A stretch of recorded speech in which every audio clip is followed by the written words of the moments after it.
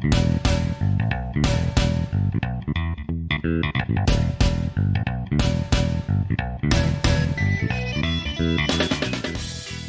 Brian, hey listeners, welcome to a very special and unusual episode of The Goods, a film podcast. I'm calling this our 25th episode spectacular. It's a little bit of a retrospective. We're going to look back. Also, we're going to look ahead. We're going to then slice and dice some of the reviewing that we've done. And then we're going to end with a awards show segment, where we'll talk about some of the highlights and lowlights of these first 25 episodes. And because we record every single week, 25 episodes is very close to half a year. So we have now gone pretty close to 6 months recording The Goods every week, rain or shine. Brian, how are you doing this evening? Good. That total of 6 months blows my mind a little bit. Although the consistency has been nice. It is very zen and dependable. Agreed. Yeah, it's always given me something to think about, to look ahead to really just keep me on my toes, but also give me something to look forward to. Oh, for sure. And this will show up in your feed as 25A or something, because we were actually recording it the same week as our most recent true 25th episode, but we thought we would break this part off as a little appendix. But we've never numbered our episodes, at least not to this point, but except internally. Part of what we're going to do here as sort of our little Oscar season victory lap that we're doing tonight is talk about plans for the future, and maybe some kind of official public numbering is in order. I don't know. We're just going to be kind of spitballing here, sharing some thoughts on what has come before and what may lie ahead. And Dan has done some hard numbers research, so there will be that mathematical component as well. This episode itself is a little bit of an experiment because it's different from our other episodes, and we've been looking forward to doing something special on this 25th anniversary. We have a little outline, as I mentioned, of what we want to talk about today, and I think we're going to start with a segment I titled Looking Back, the Last 25 Episodes and Before. And I kind of wanted to open the floor to you, Brian, on what some of your thoughts are looking back on 25 episodes of The Goods. Okay. So I do have some thoughts about the path that has led me here. I also wanted to hit you with some questions, Dan. Sure. So why a podcast? What drove you to create a podcast? It's funny you asked that. That's one of the things I was going to bring up. So, we started this in fall of 2020, September 2020. And I had not really been in the content creation rhythm at all. I also had basically been completely detached from pop culture and art and media and really thinking about it. And I wanted to get back into it. And in particular, I stumbled on a couple of movie podcasts and websites that really excited me. And I haven't been watching movies regularly since daughter was born in 2017. And even before then, it was pretty infrequent. And it kind of excited me to, start watching movies again. And I didn't think I was up for maybe blogging, writing really in-depth reviews like I've always wanted to and kind of have off and on for the past decade or so. But I thought a podcast might be a fun thing. I foolishly, in retrospect, thought that it would be a much lighter lift than other form of content creation. And that was appealing to me at the time. But it goes without saying, perhaps, that I've been fully engaged in The Goods. It's been much more effort, but also much more rewarding than I really expected when we started. Well, all praise and laurels go to Dan for doing all the editing so far. I extend once again the offer that I could do a bit of that, but if you're happy where you're at, I won't take it from you. Part of that is kind of selfish. I get very self-conscious. One thing I always admired about you, Brian, is you're very confident in putting yourself out there. And I try to be, but I still get doubts. And something about the security of being able to edit myself in post is appealing.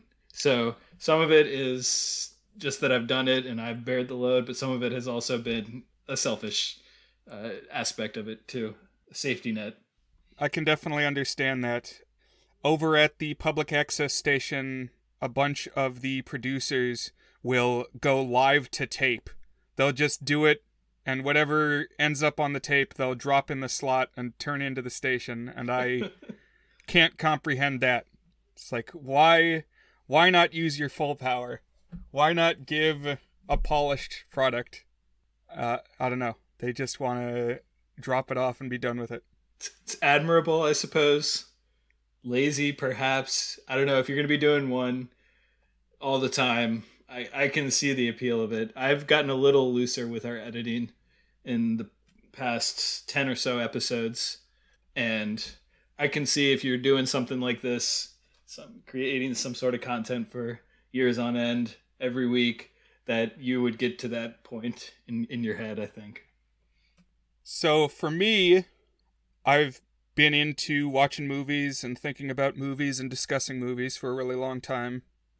And this is kind of my full backstory that's led me to this point. But in my college years, I shared some movies with my quote-unquote fraternity brothers. I was in a music fraternity, and they wanted to watch The Room by Tommy Wiseau. And I said that I had a DVD of The Room that we could watch. But it was with the proviso that if we were going to watch The Room using my DVD, they also had to all agree to watch Troll 2. Because when it comes to So Bad It's Good movies, Troll 2 is the one that I embrace fully. That's my jam. It's an important milestone in any friendship with Brian that he gets you to watch Troll 2. And so I thought after watching Troll 2 in The Room, they would be sick of my movie collection. But then when the next semester rolled around, this was like at the start of my junior year, the fraternity announced that Brian Terrell Movie Night was going to be an official Rush Week event every semester. And so I would pick out some strange movie that everybody would watch as part of rushing. And so we watched like The 5,000 Fingers of Dr. T and Manos Hands of Fate and Seven Faces of Dr. Lao. As part of that, I created a Facebook page that kind of advertised the movie nights. Then I started kind of, as part of that Facebook page, writing little blurb reviews of movies. And so I kind of had a pseudo blog going on this Facebook page. Then, after I was done with college in 2013, I decided to write an in-depth series of reviews on my 100 favorite movies, which Dan noticed I was doing, and kind of extended a hand to me to come share the content on his entertainment blog, which is called Earn This, which we've talked kind of around multiple times as we've done our podcast here. But could you tell us a little bit more about what Earn This is, Dan? Sure. So much of my content creation spark also comes from college. It was a little bit different. I, throughout late high school and college, had various short-lived blogs or kind of a private collection of reviews that no one really read except me. And I got wind of a friend. It was like sort of a friend of a friend, but has since become a very good friend, that also was very interested in writing movie reviews. And that was something that I kind of stumbled into when I was in high school. Actually, probably maybe my freshman year of high school. I just kind of out of the blue, when my family dog died, I was inspired to write a piece about my family dog, and I kind of tied it with my love of a specific Billy Joel album and how certain elements of those memories were kind of interlocked with growing up, which of course my family dog was always kind of in there. And that from then I always had the bug to like write how I connected to art and media. And so I would do it, like I said, in these kind of little one-off things. I've always wanted to be a better writer than I am. And my thought has always been, if I'm ever going to be a good writer, it's not going to be sheer genius, insight level talent. It's going to be through craft and hard work and just banging my head against a piece of marble until it finally shapes something, you know? It's like the sheer craft and the sheer practice.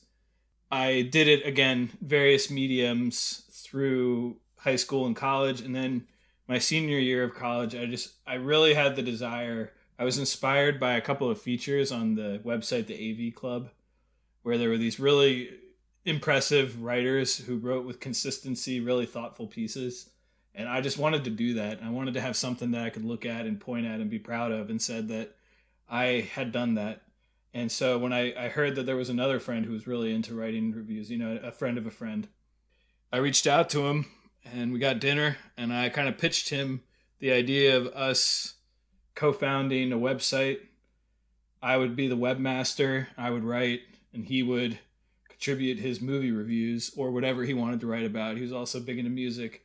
Both of us were music and movies. I was more on the music side, he was more on the movies side, although we both loved both. And we did it. I got it up and going, earnthis.net back in July 2009. And I wrote for it a lot. I never missed a month for something like 9 years. I never missed it. Maybe it was 8 years. I never went any calendar month without writing a piece, which was a streak that I was very proud of, to the point that sometimes it would be the last day of the month and I'd be like, oh shoot, I haven't written anything this month. And I would dash out something to make sure I got it out there on time. But part of this is, you know, it was me and my buddy. And then I also reached out to another good friend from high school. And then sometime around, I don't know exactly what year it was, but I think I had graduated college. I saw you doing that, and I just said, this guy has got a great way of thinking about things. He's got dedication, and it would be awesome if we could get another voice on the site, and maybe it could be more in it for him. He could more with his writing than just a Facebook group page. So I reached out to you, and the rest is history, I guess they say. That's right. It's just progressed from there. And then I also had some thoughts on my relationship with podcasts in general.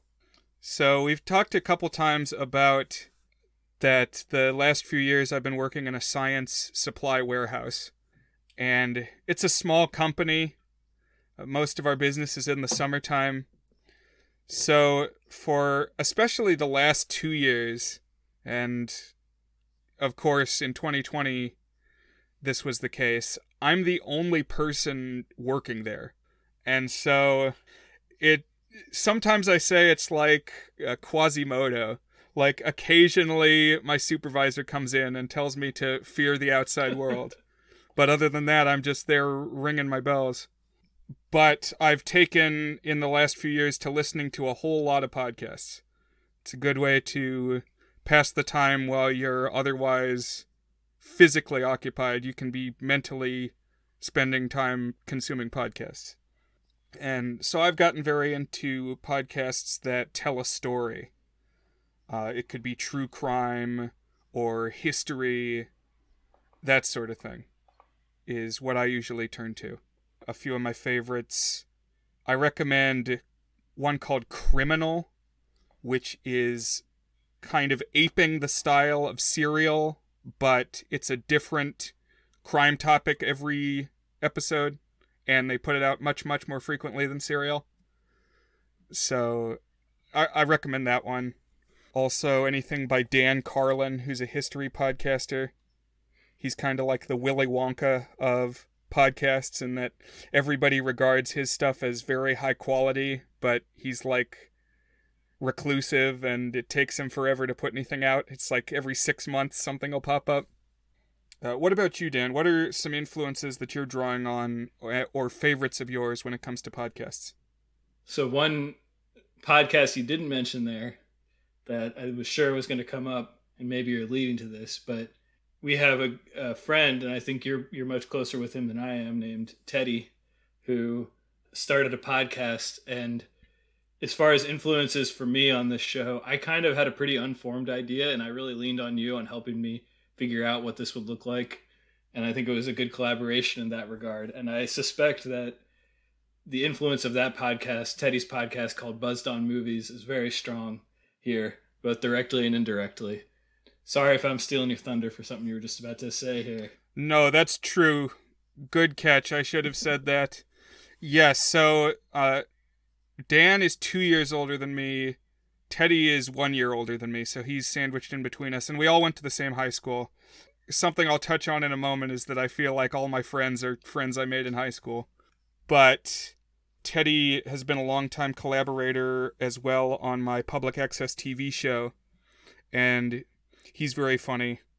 Not too long ago, my brother just kind of matter-of-factly said, well, Teddy's your funniest friend. And I had never really put a label on that, but apparently just as a snap decision, he gets the gold medal. And definitely they do an entertaining movie review podcast. I guess I will add in that I think I've said this. The Goods was an idea that I came up with because I wanted to write more film reviews that fell outside of that 100 film favorites series. Just things that I would recommend to people, but may not be paragons of cinematic art. I latched onto that name. I really like that name, even though it's a little bit nondescript. First of all, you had the imagery of like somebody smuggling you a movie review or something. And I really liked that. And we managed to get a pretty snazzy logo out of it when we commissioned something. So I did like that. But I also just liked the idea that, first of all, our podcast isn't necessarily about the best movies or about the worst movies. But in general, it's about the goods, something that we think might be good or might be appealing in some way. And second of all, as kind of a double layer, we would bring you the goods. We bring you the info on the movie, just really some in-depth thought on it. And I kind of latched onto that name and that idea. And I think we found a structure that, we'll talk a little bit about if there's any tweaking to it, but is really a good framework format for us to pick a movie and think through it and talk through it and find something out about it and kind of really, really dig into it. So, yeah. So I know we've got lots of things to hit in our kind of free-form gathering here tonight. So not to tuck your ear off in the looking back section, I did have a couple more things to say. Basically, hopefully this has helped you pass your time if you have randomly stumbled across the podcast as you're driving around or working a job where you can have your earbuds in. Because that's really one of my goals if you're in a similar situation. Because also like my public access show, I want this to serve as kind of a message in a bottle. You don't know who's going to find it, but it could facilitate a connection. It's like these are my thoughts being pumped out into the universe. And maybe you'll like what I'm laying down. Right. We actually just got our first fan email ever, like 2 days before recording this. Someone listened to our episode on the Rockfire Explosion documentary and had some really nice things to say about it and had a question for us, and it was pretty cool. Yeah, very impressive to actually put the pieces together and reach out to us, because I for one, have never emailed a podcast, even the ones that I most fervently enjoy. Right. But it's always cool to see how those connections form, because he said that he had just watched the most recent Half in the Bag review, which was on Willy's Wonderland, the new Nicolas Cage movie that's kind of an unofficial film adaptation of the Five Nights at Freddy's franchise, which obviously features killer animatronics at a Chuck E. Cheese-like restaurant. So that he would watch that video and then look up other Rockafire material. And then listen to ours and reach out to us. It's a lot of pieces falling into place. Yeah, it's a tangled web we weave. That's just the world of media these days, though. All these connections and content for people who are seeking it. And you find a few people, you find an audience, and You find the creators that you like, and it's never been easier to create or find material, which is kind of a exciting and scary time, I guess. One of my favorite things to come out of Gauntly is that on the Facebook page that I maintain for it, people I've met in my travels will like the posts, and some of my most consistent followers are the guy who runs the Flatwoods Monster Museum in West Virginia, and the guy who voices the Paul Bunyan statue at Trees of Mystery in Northern California in the Redwoods. That's cool. So I like imagining them sitting at their jobs and just liking Gauntly Facebook posts. Right. Your content popping up, yeah. And the last thing that I wanted to say, to get a little mushy for a moment, as far as looking back, is that 2020 was not a great year, probably for a lot of you. And it picked up for me in September when I formed connections with 3 people.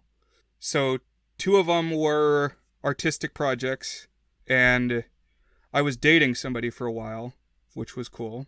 But of the things that started in September, this one is still going.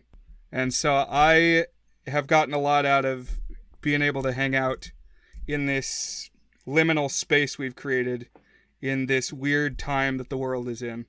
And I'm glad we've been able to keep it going. Fully reciprocated. I was joking with my wife when I was thinking who I was going to get Christmas presents for. And I was like, Brian's basically my only friend these days. 2020 did have a negative... I mean, probably me having kids was more of a negative impact. Like, I don't really hang out with people that much anymore, but 2020 and the ramifications of it is basically Brian and then my 3 high school buddies that I do virtual board games with.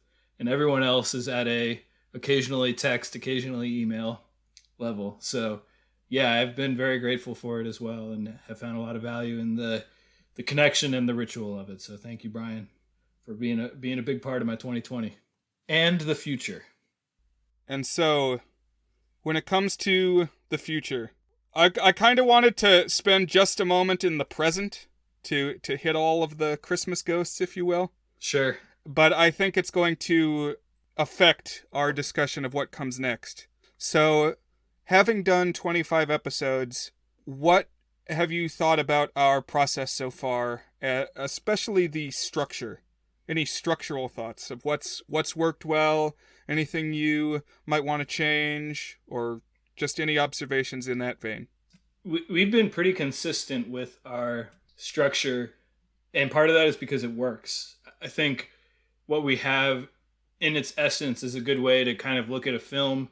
You kind of look at why this film might exist and why you might care about it, what's actually involved with the story, what was appealing about it, what was less than appealing about it, and overall what is the quality of it and the takeaway from it. And that's just a pretty intuitive structure, I think. I personally go for the shorter podcasts. My favorite podcast of all time does 2 10-minute episodes together. So it's 20-minute episodes once a month. It's called The Anthropocene Reviewed by the author John Green. They're just essays that he reads, basically, about different things. But my point being here that I tend to like shorter podcasts. And I think that one way that we can maybe not necessarily shorten, but really focus on bringing out the most interesting things we have to say is by figuring out how to streamline the recap section in a couple of ways. One is that I think that we just end up spending a lot on it when it's not necessarily the most interesting stuff we have to say. Like talking about what happens in a movie is not really us. Although we have done a pretty good job of mixing in discussion and kind of putting things in our own words. Another thing is that when we do kind of react to stuff and share our thoughts in positive or negative terms, then by the time we get to our what worked and what didn't work about this movie, the good things and the not so good things, we're often repeating ourselves. I apologize if I'm stealing your thunder because this is something new I am to me as a reflection pretty recently. And it was already in my brain too. And so just to second what you had said to me, I do think we occasionally repeat ourselves a little bit. So if there's one aspect of our structure that I want to refine, it's thinking about exactly how the recap and then the following sections work. I have an experiment that I want to try. I might do it for the next episode, or I might wait until the next time I host after that, where we basically do something a little different with the recap, where basically I'll just do a very short version of the recap, and then we can, with no intermingled discussion, and then we can do our discussion afterwards. I just think we're going to continue to play with that a little bit and find something that works for us.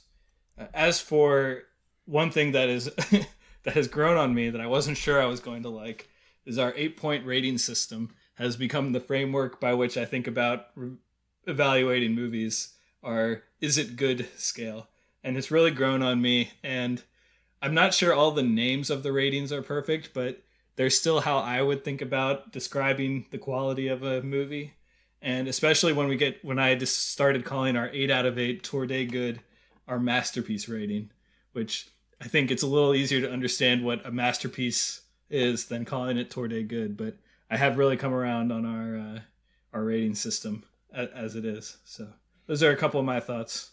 Yeah, 8 feels right. It's like you could also think of it as a 4-star rating that you can use half stars. Right. It just seems like a good number of degrees from totally hating something to completely loving something.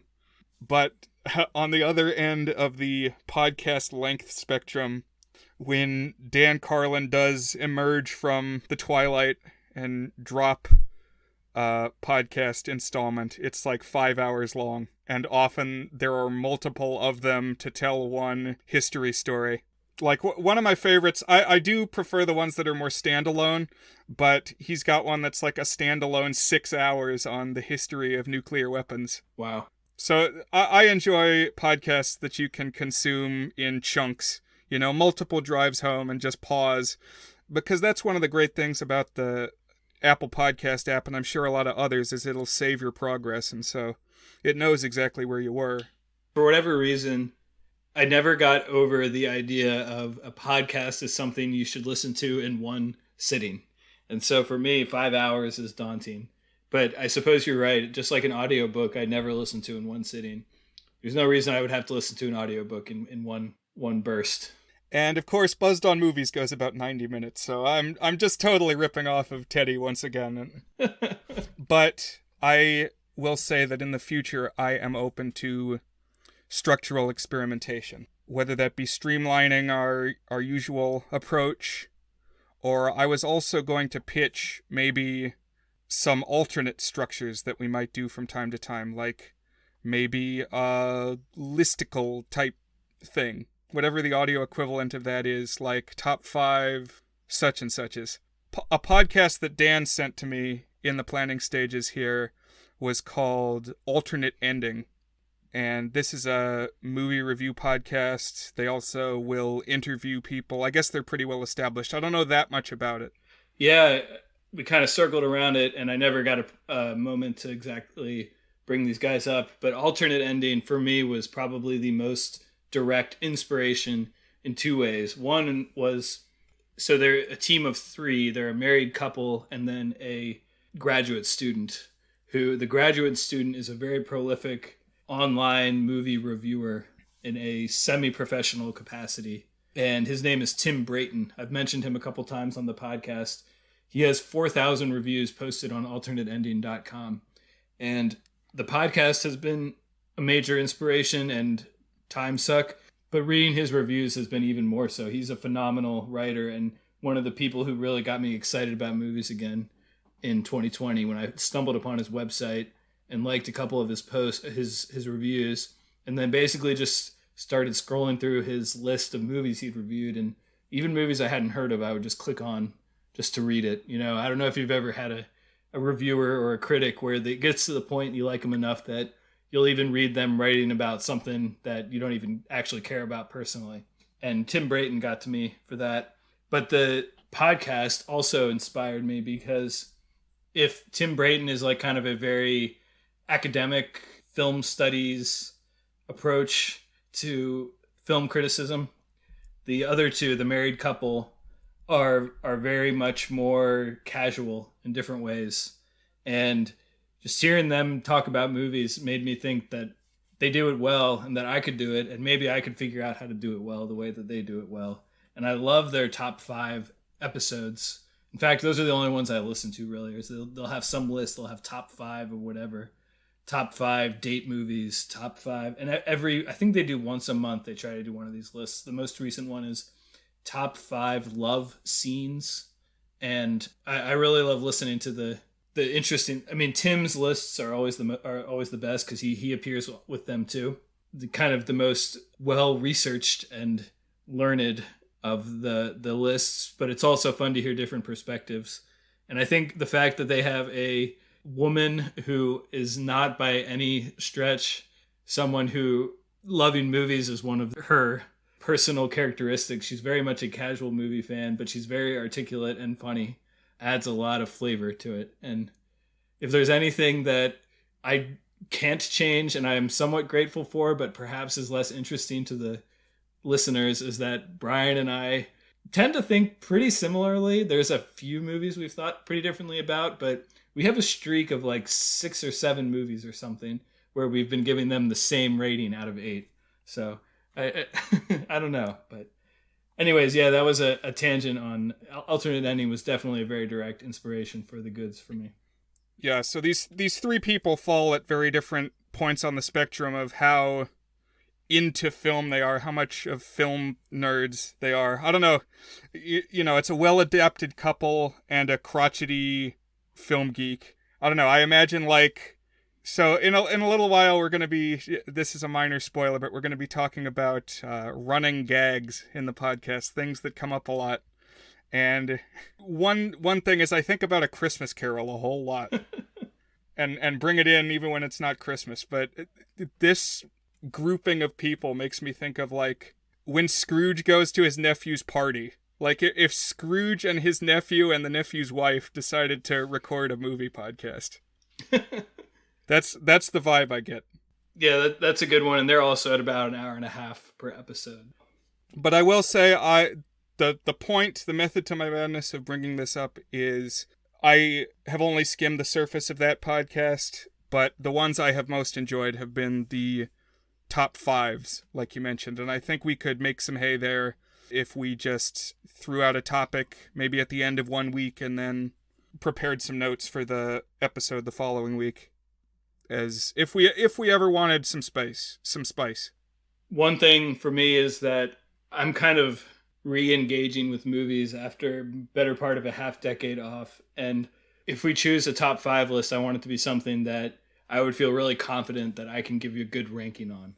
And there are a lot of like genres or topics where I could maybe come up with 5 things, but I wouldn't feel really confident about that ranking. So I think we just have to pick a good category, but I am definitely up for it. Yeah. Know that anything that you hear from us obviously comes from a certain perspective. Like, we can't really change. We can watch more movies than we've seen previously. So we are working on expanding our horizons, but it's coming from a certain background. We are who we are, and we've seen what we've seen. We are by no means comprehensive in our film knowledge. Definitely. But we're learning. We're learning as we're teaching. And we're hoping that you'll join us on learning more about movies, too. That's part of what we're trying to do here is have you learn about stuff as we learn about stuff, because we're definitely learning as we go, too. Man, 6 months. That means about 50 episodes will fill up a year. Time flies. So the last thing I wanted to say before we get into probably what, to the extent that anyone is listening to this episode has anything they're trying to get out of it, the segment that you probably care about, before we get to all that, I wanted to share one last thought, and that is my relationship with movies. I've already talked a little bit about it, but this podcast has really inspired me to watch more movies in general. I've been trying to do a mix of movies that I liked when I was younger to see how I feel about them now. Movies, of course, for the podcast that either Brian or I pick. Classics, just a little bit of everything to really enjoy movies more. And I found kind of a good cadence of watching them on my phone while I do chores, and also second screening sometimes at work if I'm doing something mindless. And it's funny today, so I decided that one thing I would do is I would, every time I watch a feature length movie, first of all, I'll log it on Letterboxd. And I've been using Letterboxd since we started the podcast. And I've been really diligent about logging everything I watch. And then on my own separate spreadsheet, I rank the movie amongst the movies that I've seen since the podcast started. So this is going to basically be my master ranking once I've seen enough movies for it to basically represent the approximate sum totals of movies that I've seen. And just today, I hit 100 feature-length films watched since we started the podcast. So I now have a top 100 for the first time in many, many years, probably a decade. I did make a top 100 back in like 2008, 2009.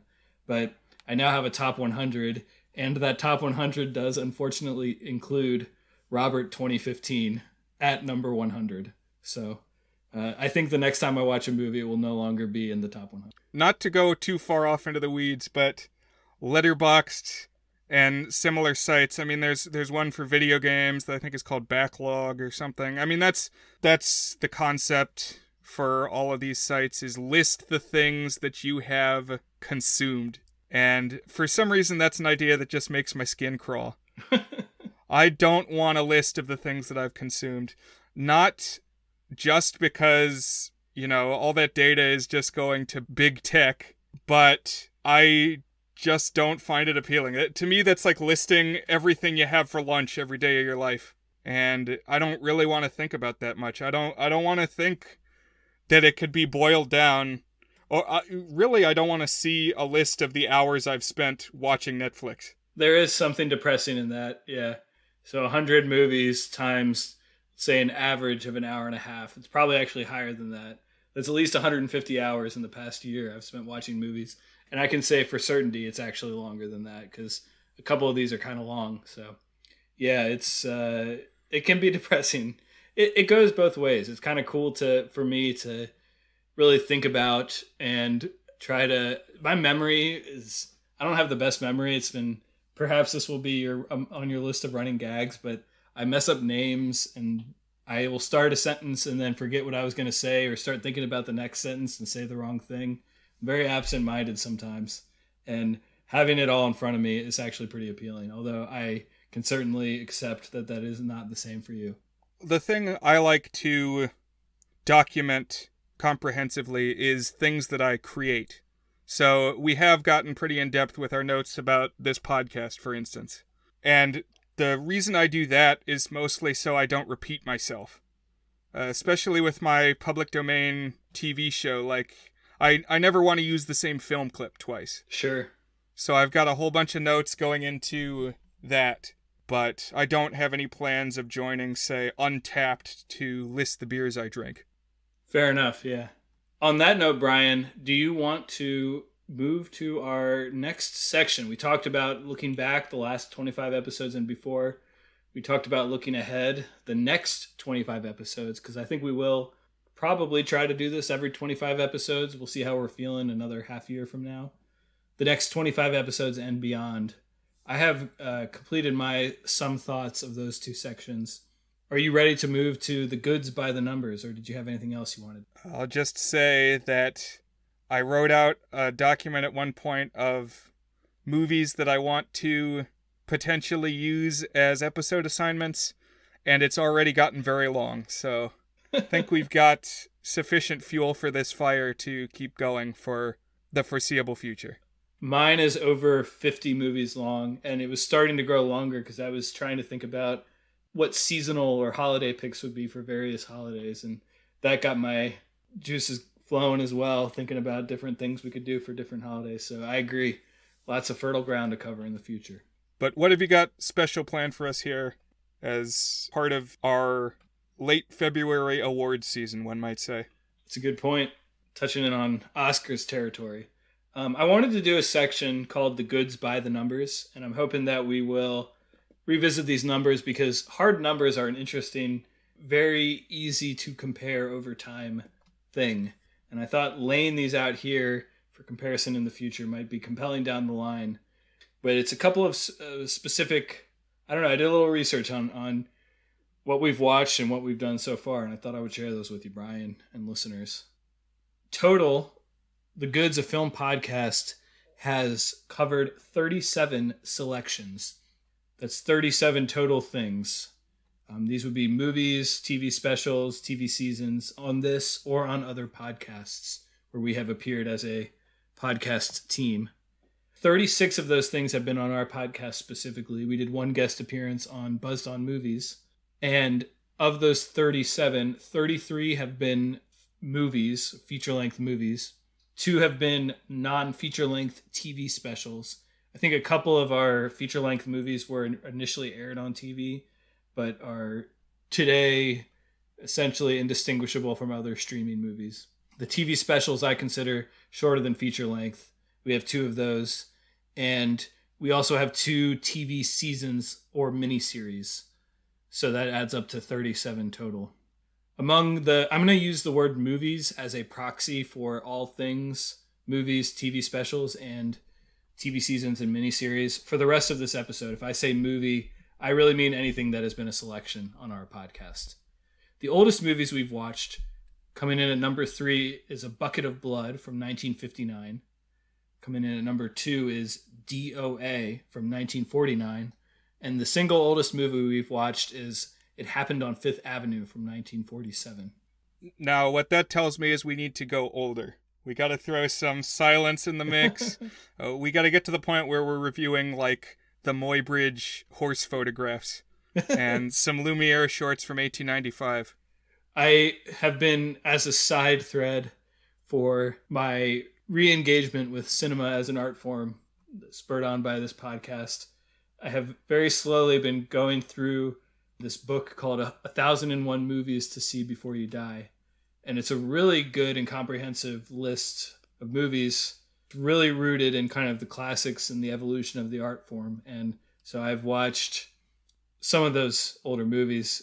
I watched the racist D.W. Griffith epic Birth of a Nation, and I watched the 7-hour French serial called Les Vampires, or I don't know how you say it in French, from 1915. Both of those were from 1915, so it's, yeah. But I think you're right. I think we need to get some of that onto this show. As far as newest movies that we've seen, a 3-way tie for second place: Parasite, High School Musical, the musical, the series, and Happy Death Day to You all came out in 2019. So we had 3 2019 selections, and we've had 1 2020 selection, our newest movie, that is Palm Springs from 2020. I did a little bit of research of what are the most acclaimed and least acclaimed things that we've watched. The most acclaimed things that we've watched, I kind of have it broken down in 4 ways: IMDB rating, Letterboxd rating, Rotten Tomatoes score, and award season winners. So on IMDb, the highest rated thing that we've watched is Over the Garden Wall at an 8.8 out of 10. But I'll point out that on IMDb, TV shows tend to get much higher ratings than movies do. Movies are a little bit more competitive. Well, also the IMDb scale is like anything that a Hot Topic kid just saw, that climbs to the very top of IMDb. So you got to take everything there with a grain of salt, even though I love Over the Garden Wall. My thought on IMDb is, imagine what a junior in college would think, and that is what you will see reflected on IMDb. A junior in college who has maybe a vague interest in movies and becoming a movie buff. And I think that bears out pretty well if you look at the rating. If you rule out Over the Garden Wall because it's a TV series and will be a little bit inflated, our highest rated actual feature-length film is Parasite, 8.6. And it's in something like the top 50 movies all time on IMDb or something. I didn't get where it placed on there, but it's definitely up there. You'll see that trend of Parasite topping the list continue. On Letterboxd, Parasite is actually the single highest rated narrative film with at least 2,500 ratings. It's got a 4.6 out of 5. So Letterboxd does it out of 5. IMDb does it out of 10. Parasite's a 4.6 on Letterboxd. And on Rotten Tomatoes, Parasite is at a 98%. It's pretty uncommon for a movie with that many reviews to get that high a percent on Rotten Tomatoes. definitely some kudos in store there. And then as far as award winners go, the biggest award in Hollywood is the Academy Awards Best Picture. And we have watched 2 Best Picture winners. That would again be Parasite and The Apartment from 1960, Billy Wilder. So those are some of our most acclaimed films. Moving on to least acclaimed. On IMDB, and this is including everything that we've watched, so not just featured selections. Sharpay's Fabulous Adventure, which is the High School Musical spinoff that we watched in our High School Musical extravaganza episode, has a 4.7 out of 10. Now, I will say that I am excluding Robert from 2015, which we reviewed on Buzzed On Movies, from most of these. I guess I'll mention the scores they got because I did jot it down. But mostly, well, in part because I like the idea of only reviewing what we talked about on our feed. But also, I think Robert would dominate any negative-focused category going forward. I took a similar approach in that I'm going to mention Robert when the time calls for it, but I've offered in every case exceptions, things that were on our main feed. Because who knows? Someday this podcast may explode in popularity and we'll be guesting on podcasts every week, and it would just be too much to ask our fans to keep track of all our appearances in the media. But for the time being, I consider Robert our redheaded stepchild. It's part of the family. I mostly just don't want to talk about that movie. That's really what it boils down to. So, number 100 on my top 100 out of 100 movies ranked. On Letterboxd, the lowest rated movie is also Sharpay's Fabulous Adventure, though if you were to include Robert, it would be down at a 1.5. And I don't know if I mentioned IMDb, Robert would also beat out Sharpay's Fabulous Adventure at a 3.1. Rotten Tomatoes was the surprising one to me.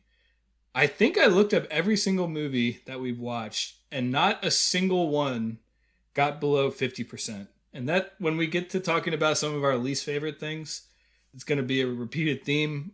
We mostly picked pretty good movies to watch. There's a couple of questionable picks, but in general, we picked well-regarded and pretty high-quality stuff to watch and talk about. Good stuff, you might even say. Yeah, so Kate and Leopold was our lowest scoring entry on Rotten Tomatoes. It got 51%, which we actually spent some time discussing in that episode, saying that indicates a toss-up. As many people liked it as didn't like it.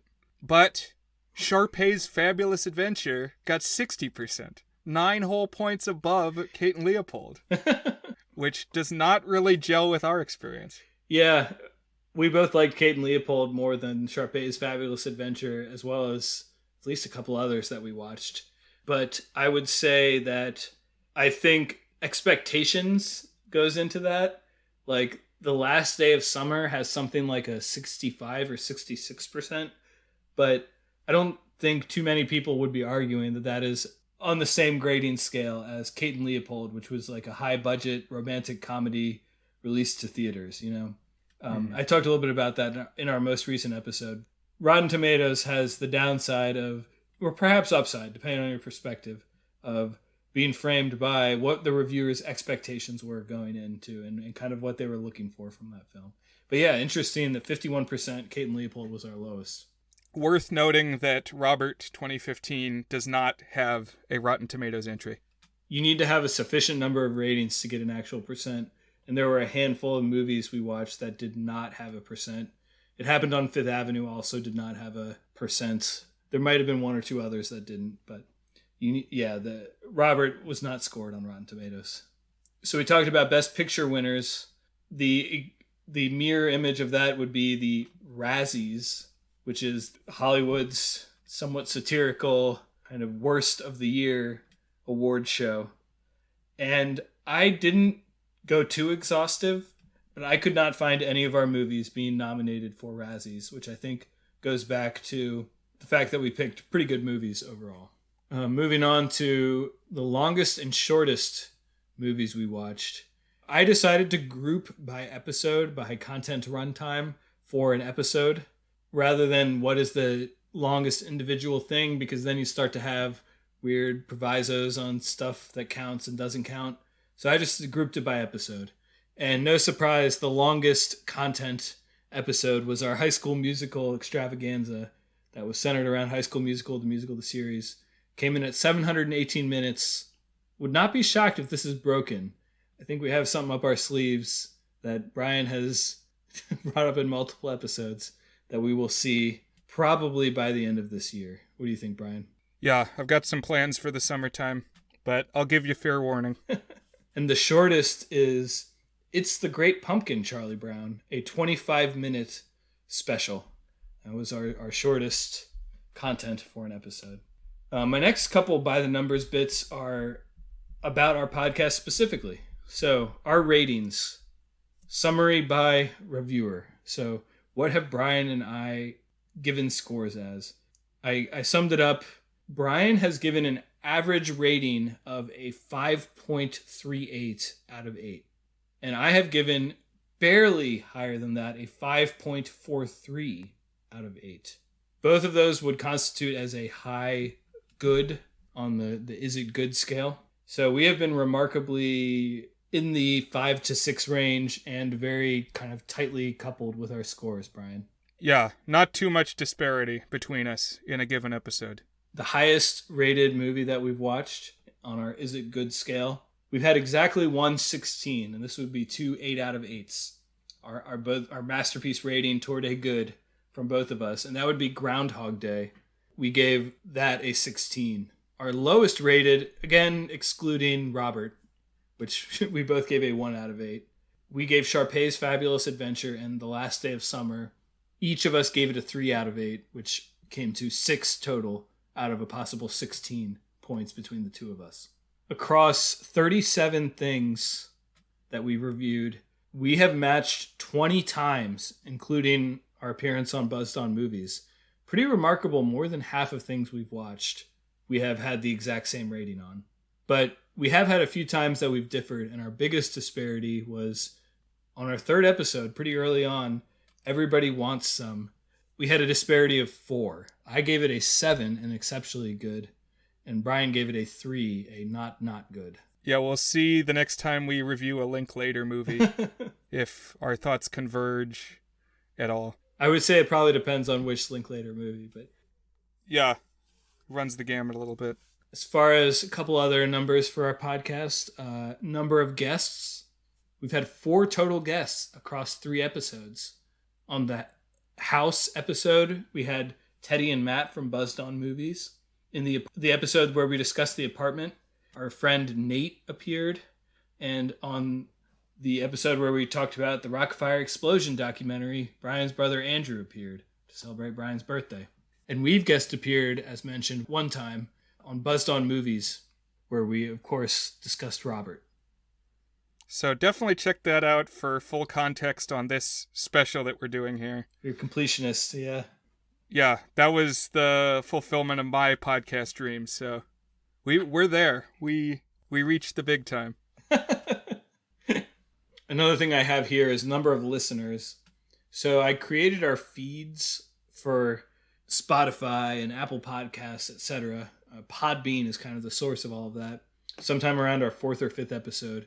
We've had 557 listeners as of yesterday since we added the feeds, and I think we will not quite make it in February, but we have had more listeners every month, with the exception of February having fewer than January, which if there were 3 more days, we would have passed January and February. But we also dropped a bunch of December's episodes in January, which kind of boosted those numbers. But our most popular episode is Over the Garden Wall, which has had 39 listeners. I'm hoping we can grow that number. I think one theme for the next 25 episodes is figuring out how we connect better with listeners. Sure. Still, 500 listeners is not too bad, even if probably maybe 10% of those are just us listening to our own podcast. Yeah, I was wondering, how many times have you listened to each episode once it gets posted? I know that you listen to it as you edit it, obviously, so. Right.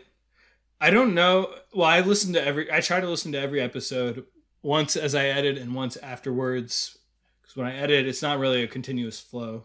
But I don't know exactly how this number is counted. Like if I were to listen to one episode multiple times, if that would count multiple times, I'm really not sure. But what about you?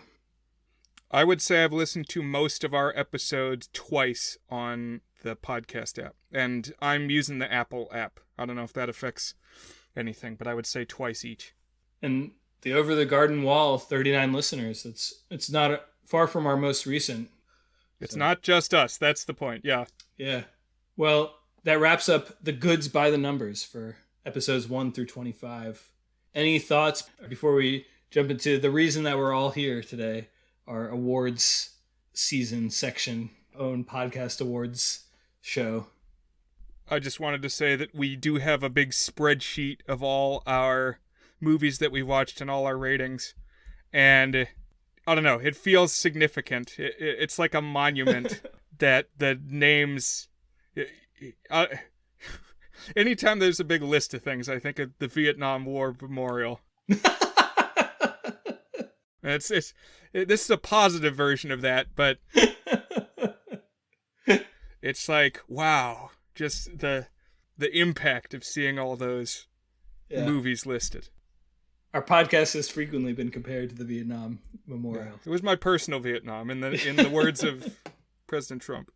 Right. I also have a letterboxed list that I keep up to date. So another call to listeners. Look me up. I'm Dan S123 on Letterboxd. Come follow me. Come find the list of all the movies we've talked about. It'll be up to 37 by the time you're listening to this. Come find me. We'll connect.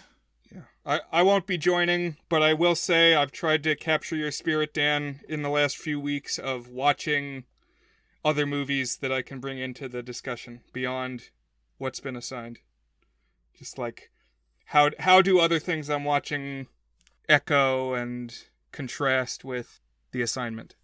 Moving on to our awards show section. Been excited about this. I had this idea. It's grown in scope over time. First, it was just going to be the top 5 movies we've seen. Then I thought it would be fun to kind of do it like the Oscars, have different selections. So I don't have a name for this section. I kind of, maybe we can workshop it. Thought of like, you have the Emmys, the Grammys. We could have the Goodsies. I don't know if that's a thing. I think the Goodies is better. If that's the route we're taking, I mean, goodie is like an existing word. I don't know how you feel about that, but I kind of like the badness of Goodsies. Like the fact that it's bad is kind of appealing to me. But I think you're right that maybe Goodies is the way to go. We'll workshop it. Maybe by the 50th episode, we'll have a consensus on that. So I've broken the awards into 2 sections. One is what I call meta, so things about the podcast itself. And one is movies, things about the movies we've watched. So I think we'll start with the meta awards. And how I'd like this to go is, Brian, you can share your selection first, and then I'll share my selection. Okay. So I think we'll start with our meta awards, 5 categories here. Brian, what is your favorite running gag in this first 25 episodes of The Goods? So first off, I wanted to disclose that I have not been thinking about the meta awards quite as much. I didn't see this section. I grabbed the wrong envelope off the podium, and so I'm just a confused Christopher Plummer up here. Or who was it that grabbed the La La Land envelope? Was it Warren Beatty? Warren Beatty. Okay, that's who. And Faye Dunaway, relevant for network? Oh, good call. I knew it was some old guy. That sounds right. I rewatched that clip recently, and that was just truly wild. Like, you could almost not make up that would happen. It was really strange. I was rooting for La La Land that year. I think there will be a La La Land episode at some point. But favorite running gag, as far as something that comes up multiple times in the podcast, I have enjoyed the theory that we concocted that the way to get out of a time loop is to strike up a relationship with a brunette. That was on my short list. In fact, that was my runner-up. I really like that one, too. That's my pick. It's a little recent, but that's what I'm going to go with. My selection is how around December you were managing to spin every single movie we picked as a Christmas movie. I really liked hearing your theories, and it gradually expanded. It was first movies that had Christmas sections, And then it was anything that took place in December or anything that came out in December. And it just kind of grew. And I'm looking forward to that network of holiday-themed movies continuing to expand to the point that we can include maybe every single movie as a holiday movie at some point. But it kind of renders the whole Die Hard argument moot when you are as inclusive about what makes something a Christmas movie as you are, Brian. I suppose so, but the biggest expanse of that was 12 Monkeys. Well, no, see, 12 Monkeys, it does take place, at least largely in December. There's some time travel going on. But then I believe Nate in our discussion said, well, and it's got Bruce Willis. So just any movie with Bruce Willis now is a Christmas movie. I think also we counted Kate and Leopold. I think it came out either on Christmas or in December, even though it has nothing to do with holidays in it. That was a good one. Next category, favorite line or moment by the other. In that case, where you would refer to something for me and I would refer to something for you. So there's two sections here, funny and insightful. So Brian, I don't know if you have a favorite line or moment by me that was funny. So I considered going back through and listening to all of our episodes so far to pull out a specific moment. I did not do that. Maybe for episode 50 I will. I'll just say that I like how Dan is able to pull in. He just does his research, I think, a little better than I do, and he'll be able to say, oh, this is the person from such and such movie, which is not something I'm always able to do. The biggest laugh, though, I'm gonna have to look through my notes a little bit.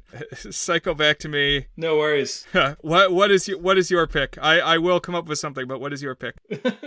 My runner-up, and a lot of these I shortlisted, and then you could basically pick anything from my shortlist. But back in the Over the Garden Wall episode, when you brought out your Jason Funderburker frog voice and said, "Hey, Sarah," that made me laugh really hard. And every time I've listened to that episode, which is probably 2 or 3 times, I've laughed really hard when you whip out your Jason Funderburker frog voice. Oh man, I like that. I also really enjoyed when you did the "for no specific reason" in the Rockafire Explosion episode, which is a turn of phrase that one of the characters uses in that documentary that tickled me when I watched it, and more than I expected it to anyone else find amusing, that he said "for no specific reason," using the wrong word there, and then you brought it up, and I kind of... I laughed pretty hard. If you could go back and listen to me laughing for about 15 seconds after you brought that one up. So. Oh man, there's definitely moments you cracked me up. I gotta go back to the tape again, but that's maybe not the worst thing in the world. If this special encourages you, if this just pops up on your feed and you say, "Huh, I need to go back and listen to old episodes," then maybe we've done something worthwhile here. But I agree. My actual winner, the one that I am selecting for this category, is when you mentioned that you get Lisa Frank and Anne Frank confused because they're both known for their diaries. I just thought that was a phenomenally funny line, so kudos.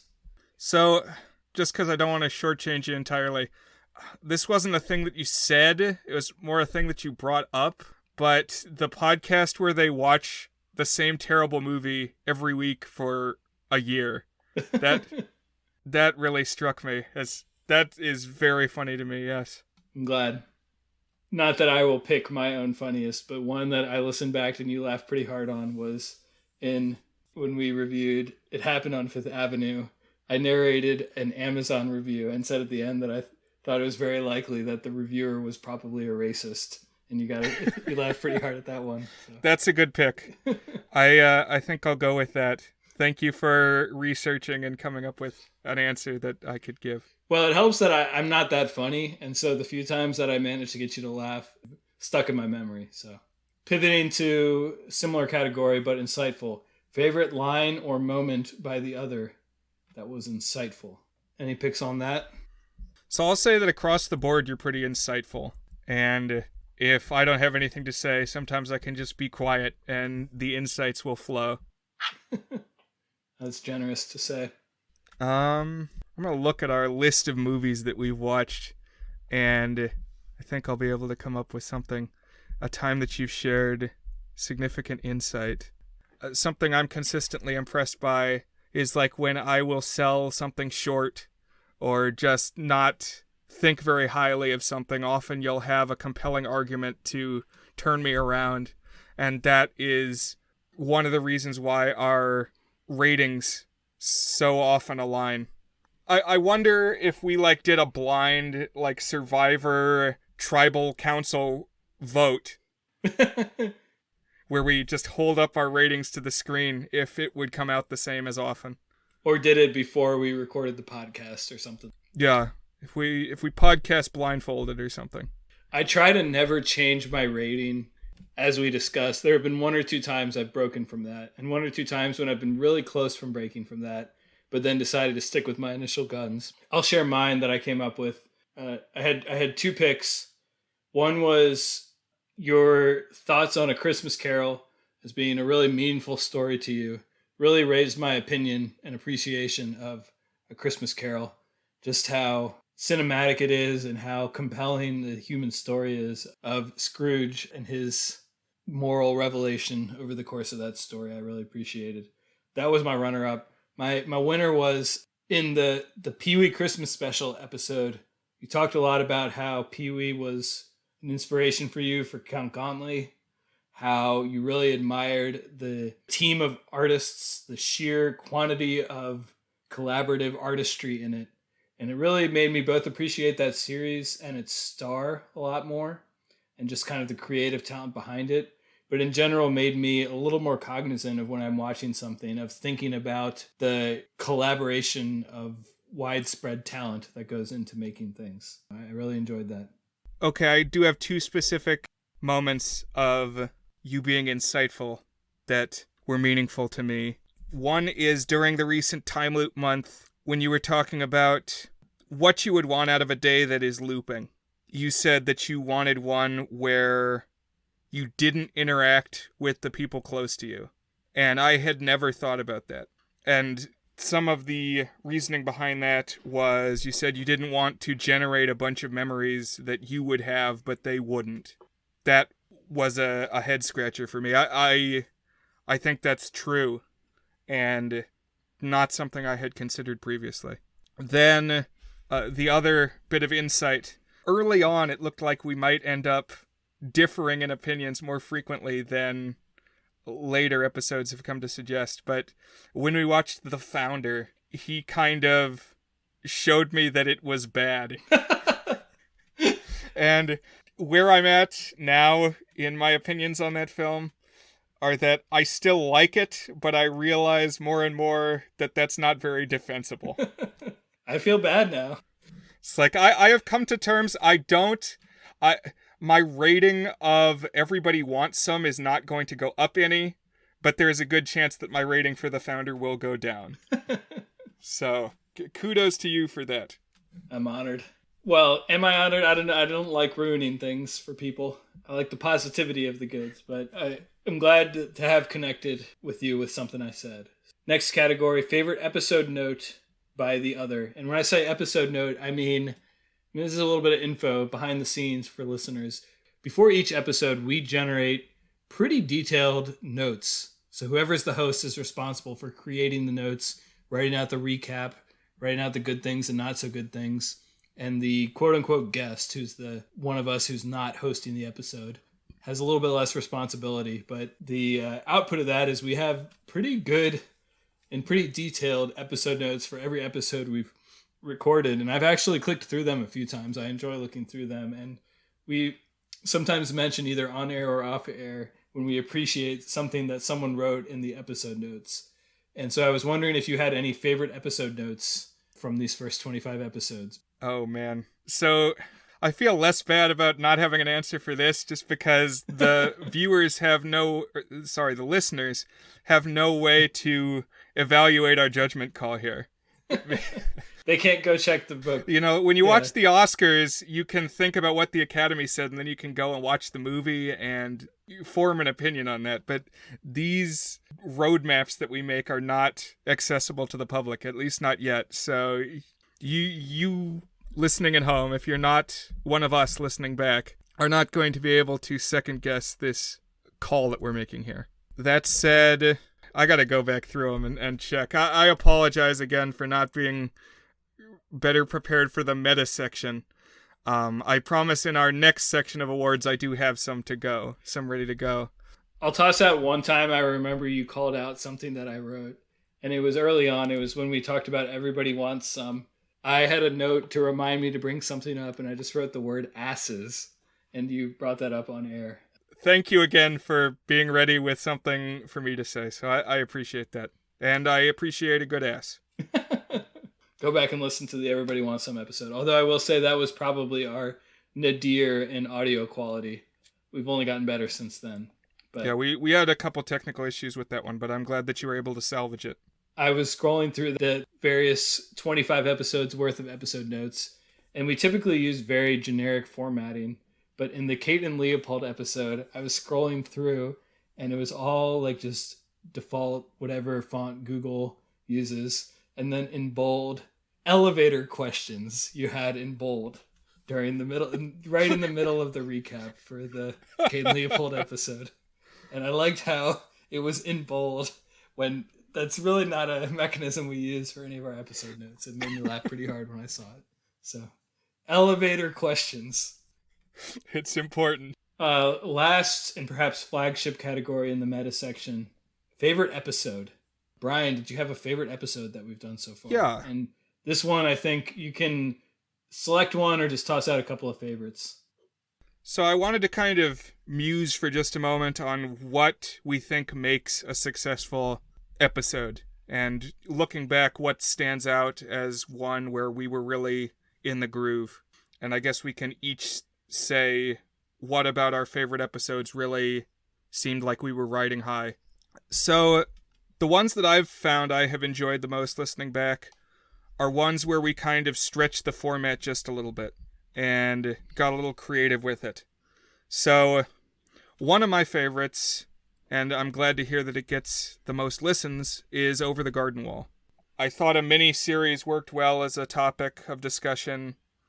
So, we weren't beholden to a beat-for-beat plot synopsis, and Over the Garden Wall is very episodic for most of its chapters. And so our discussion was mostly about flavor, what the music is like, what the art style is like, and I thought that worked well. Also, I quite enjoyed our High School Musical episode. How much work went into just watching everything we needed to watch, and then that we had to discuss it all as a corpus. That's good. I like that, yeah. I thought there was something meditational about that, considering the whole body of work. Yeah, I think both of those are high in my mind. I'd say go listen to the High School Musical episode, if you haven't. That one was really fun. That was the one where I got the idea of the mini recap, because that's basically what I did for the 3 High School Musical movies and the Sharpay spinoff. I do think we lost a little bit of steam. It went on quite long, about 3 hours. But that was a very fun one, and that one's on my short list. I suppose if I'm officially giving out a statuette, I'll give it to the High School Musical episode. So there's this music critic I like. His name is Stephen Hayden, and he's kind of the king of dad rock. So this would be music that's not particularly trendy or cool. And I just think he's a good writer, and I like reading him. And I also tend to like dad rock, so I appreciate his opinions. But he has this article where he goes through each Bruce Springsteen album and determines whether it is overrated, underrated, or properly rated. And he's wrote something in that article that has stuck with me ever since. There's a Bruce Springsteen album called Nebraska. And he wrote that he thinks that album gets overrated. Great though it is, it gets overrated because of, quote, the strange criterion that an artist's least characteristic work should somehow be considered superior to his most characteristic. So on that front, I'm kind of going to pivot from you a little bit, where I think there's something to be said for when we do our thing and that's our thing and we do it well, even if it's less remarkable. Nonetheless, I am going to pick an episode that kind of breaks our format a little bit, and I'd say breaks it more than any other episode that we've done. And that is the Rockafire Explosion documentary episode, where we had your brother on, and we nominally talked about the documentary, but mostly we just talked about Rock-afire Explosion as a concept, as a thing, and your brother's experience with it. And I just thought that was a fun episode, and it was really good. If I'm going to go for an episode that's kind of more in our wheelhouse, I recently re-listened to the Some Kind of Wonderful episode after we talked about Premature, which has a lot in common with that. And I thought we did a really good job of A, having things that we disagreed on and talked about in a meaningful way, and B, having like kind of a reason and a thesis and good conclusions on what we talked about. Those are my picks, but I'm going with Rock-afire Explosion.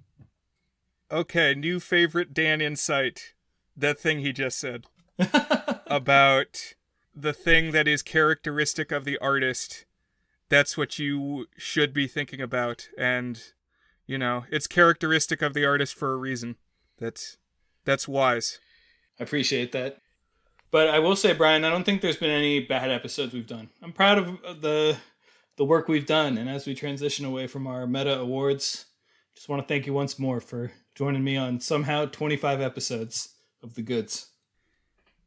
Well, thank you. I think we've got some more in the pipeline. It's definitely been a lot of fun. So hopefully they're fun to listen to as well. I think they are. I feel like especially with something like this, it's hard to gauge. You know, we're so involved in it that to have an outside perspective is difficult. But, you know, at a certain point, you got to make the stuff that you would want to hear, and hopefully that's what we've done. And that's been my philosophy in general. I'd rather do something that I personally am proud of than the thing that I think will get the most engagement, the most superficial engagement, I guess, like number of viewers, etc., number of listeners. Now it's time to talk a little bit about some of the movies that we have talked about on The Goods. And I will remind you that here movies is a stand-in for any selection that we have rated on The Goods. I'm excluding Robert 2015 as the one thing that we reviewed on another podcast, although you feel free to bring it up. Got it. The first category is biggest surprise. So this would be the movie that most differed. I was thinking positively. It doesn't have to be positively, but most differed from your expectations going in. So, Brian, what was your biggest surprise in 25 episodes of The Goods? Okay, so the movie that gets this award from me is 12 Monkeys. And I guess it's not that I had low expectations going in. There was a little bit of an expectation that because it was a predestination time travel movie, that I might not be super into it. But I really vibed with the unique aesthetic and style that Terry Gilliam has in that movie. The flying ITV and Bruce Willis's weird hazmat suit. Just all the art design and music choices I ended up quite enjoying. Now, what about you? What was your biggest surprise? For me, it was the Rock-afire Explosion documentary. I thought it was going to be just kind of a novelty look at a thing.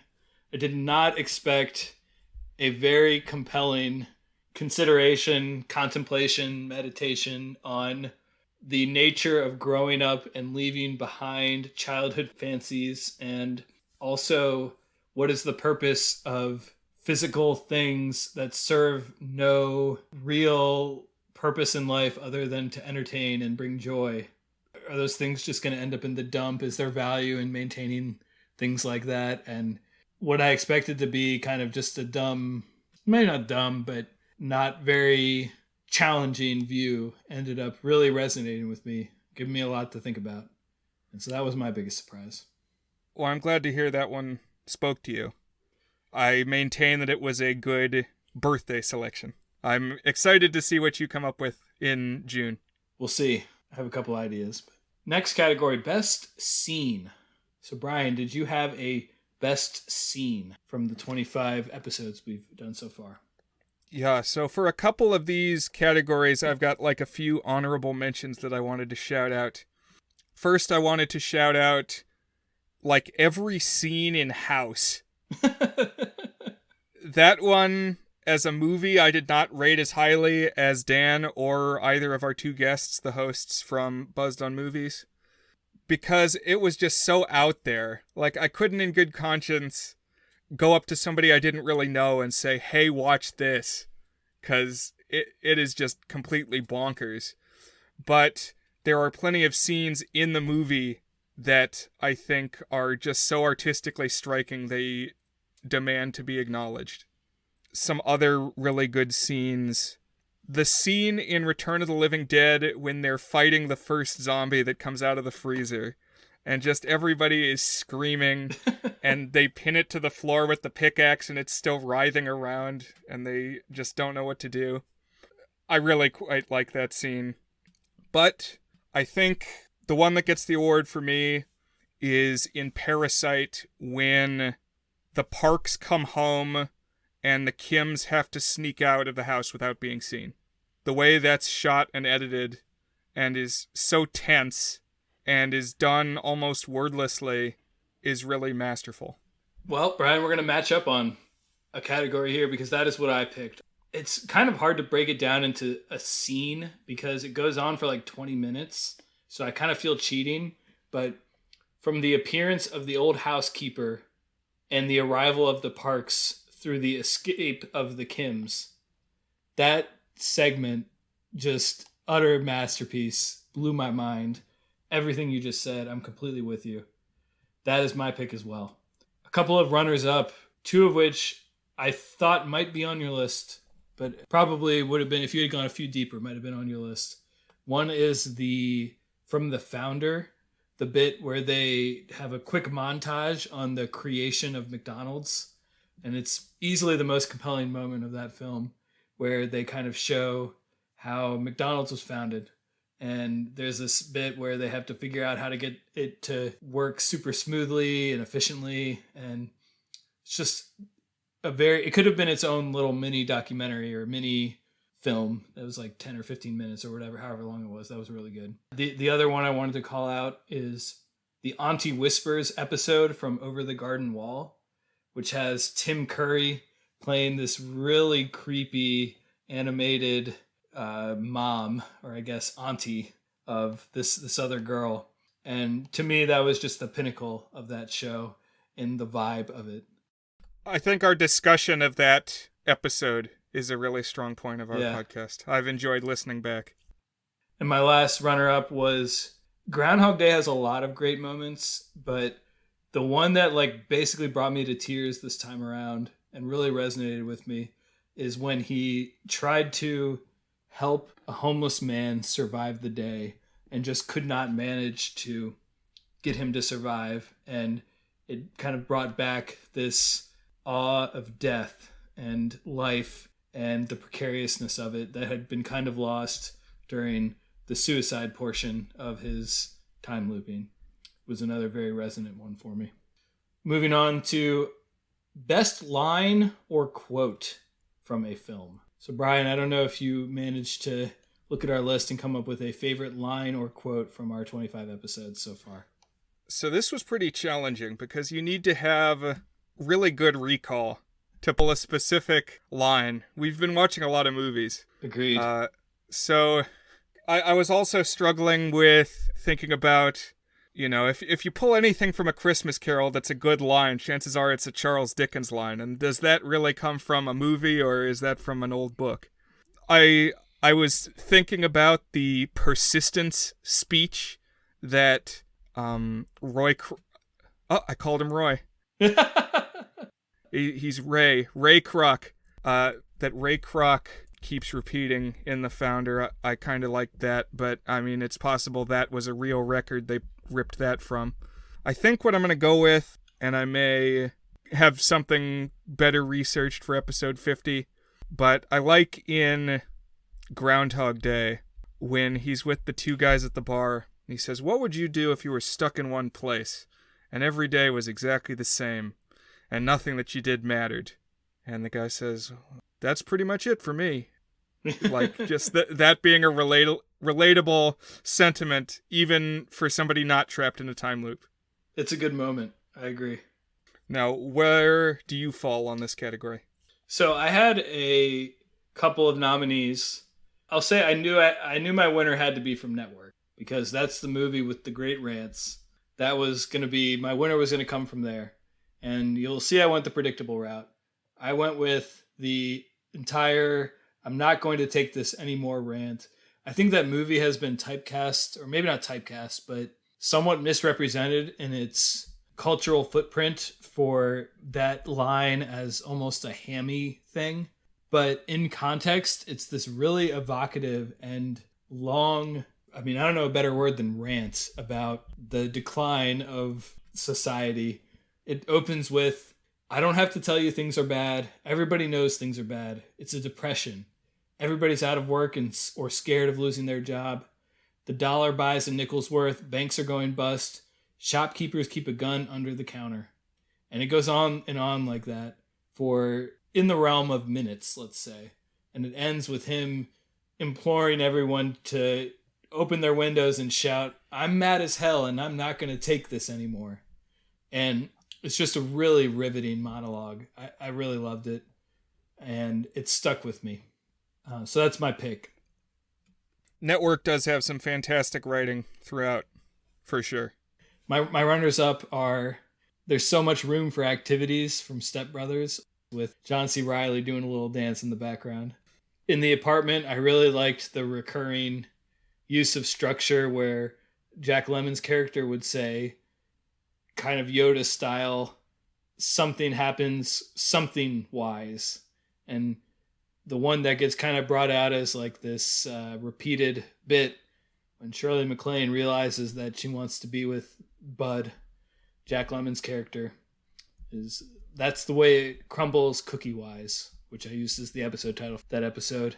I will say I think our episode titles have gotten consistently better as it's gone along. I've enjoyed the picks that you've been making. I'm glad. And then my last runner-up comes from Everybody Wants Some, when they keep talking about the concept of fuckwithery, and another one I used as an episode title, where towards the end of the episode, the main character sees some of his buddies and he calls them "mi amigos de fuckwithery," which is just a great bit of wordsmithery by Richard Linklater, which I really appreciated. But I'm going to go with the mad as hell and not going to take this anymore monologue from Network as my winner. Somewhat unrelated, but I think my favorite of our episode titles so far was One of Those Disappearing Elevator Movies for Kate and Leopold. That's something that one of us said in the episode. I can't remember. The next category is Best Musical Moment, which will probably be less relevant in future 25th episode spectaculars. But we had quite a few musicals that made an appearance here. And as well as movies that had memorable musical moments that weren't musicals. So I'm curious where you went with this, Brian. Oh, it won't be any less prominent for the 50th if I have anything to say about it. I consume a lot of musicals in general, but, earlier Dan was talking about his history, listening to music and writing about music. For me, to get into a song or a piece of music, it really has to have been in a movie or a show. I associate the music that I like, oh, what's that from? It has to be from something for me to really get into it and associate memories with it. It could just be what was playing when I had such and such an experience, but definitely a lot of my favorites could be called soundtrack music. And I will say, going back to prepare for this episode, I am tempted to create a soundtrack album just of stuff from this podcast. That's a fun idea. Yeah. What I ended up with was just a lot of bullet points of honorable mentions. Even Will Ferrell performing Pour Ti Volare from Step Brothers. He's a pretty good singer. Not my favorite movie, but I enjoy the music moment. You got the Irish cover of Can't Help Falling in Love by Lick the Tins from Some Kind of Wonderful. Sal's Birthday, performed by Aaron Fechter in Rockafire Explosion. We're having a birthday party. I enjoyed you and Andrew's rendition of that in our episode. Yeah, all kinds of evocative music. The Pottsfield tune from Over the Garden Wall. Oh, man. I actually had my own separate little section that I put together here of just thoughts on the High School Musical soundtrack. which just quickly to say is that I was thinking, like, when was the music the best and when were other aspects the best? And I think the most powerful song, at least in High School Musical 1, for me, was Breaking Free. I think they did a good job with that one. I don't know. It's just soaring, flying. Pretty good. Pretty good stuff they're doing there. I think visually the most compelling number was I Want It All from High School Musical 3, where they just have a ton of different set pieces that they're going through. That's a great one. I love that one. To the point that they like bring in the entire Statue of Liberty up out of the floor, and they make some joke about sequels pay better. Just as they're demonstrating that the budget is much higher now. But I think the best overall union of music and visual in High School Musical, I would give it to Status Quo. I thought the choreography there is really strong. You know, it's advancing the narrative of the story, and there's a lot of stuff going on. You got the skater dudes, too. That's right. That I want to know more about. One of my favorite bits that I unfortunately had to cut from the episode because future research revealed that I was wrong was when I broke the news to Brian that the cello guy was dead. Turns out he's not dead, but I had seen something online that made me think he was dead. But the guy who calls the cello a saw, yeah, I thought he was dead, and we talked about that for a few minutes. He's still among us. But the one that takes the prize for me for best musical moment is the Singing Marines at the start of Pee-wee's Playhouse Christmas Special. Oh, curveball. That's good. That's a good pick. What about you? I'm interested to hear your thoughts. I decided not to stack too deep on this because we did have quite a bit of good musical stuff. I went with, okay, here's my honorable mentions. You didn't bring up any of the Christmas Carol musical stuff. And I thought there was quite a bit of good stuff from that. If I had to pick the single best number from any of the Christmas Carol musicals we listened to, I went with Thank You Very Much from Scrooge 1970. Just this darkly hilarious bit from Christmas Future where these masses are celebrating the death of Scrooge. And Scrooge, who is there via Ghost of Christmas Future, doesn't realize that they're celebrating his death. He thinks they're just celebrating him. And that's just a powerful moment for me. My moment from a non-musical that I thought of as a favorite is from 12 Monkeys when he listens to Blueberry Hill on the radio and gets really stirred by it. And then when he comes back to the future, these scientists like surround him and sing Blueberry Hill in this very David Lynchian surreal moment. I really loved. A moment of goods-inspired synergy that I've experienced recently. I came across a cover of Blueberry Hill by the Rock-afire Explosion. Oh, wow. There's a lot of stuff feeding into that. I also want to say Breaking Free was my runner-up, but here's the twist. Both Breaking Frees, the one in High School Musical and the one in High School Musical, the musical, the series, I think both are very evocative. I would give the edge to the original, but there's such chemistry in the TV series version as well. But for my winner, I am going to go with the High School Musical moment. And I really didn't have to think twice about this. This was my instant pick. In High School Musical 1, we're all in this together. Just iconic. So stirring. And if you're of this age and this temperament, one of the important things in pop culture. We're all in this together. That music video, that song, the fact that they made it into like a cheerleader chant, but also this rousing closer to this left field instant classic musical that resonated with so many people our age, despite its cheap production values. That to me is my pick. No ifs, and, or buts. That's the one. Our next two categories are in relation to what we had previously rated. So what are some movies, or what is the movie, if you had to pick one, that you would give a lower rating on the is it good scale than you gave it in the moment, upon retrospect or perhaps revisit? Brian, what is your pick? Looking back, I was struck by how well reasoned my ratings were. They may not be objective, but I I thoroughly consulted my opinions and made a judgment call that I think still stands. But if I had to re-rate, what I'm looking at is I've currently got It's the Great Pumpkin Charlie Brown at 6, very good. I might bump that down to a 5. So not super dramatic, but I think that's what I'm looking at. That's fair. What about you? So I had a few in both what would you rate higher and what would you rate lower. And I'll pick the one I think is most deserving, as well as the runner-up. So for me, the runner-up on what would you rate lower is DOA. I gave it a 6, very good. I honestly cannot remember why I did. And even in the moment, if you listen to me, I'm just like, yeah, it's a good film noir. Very good.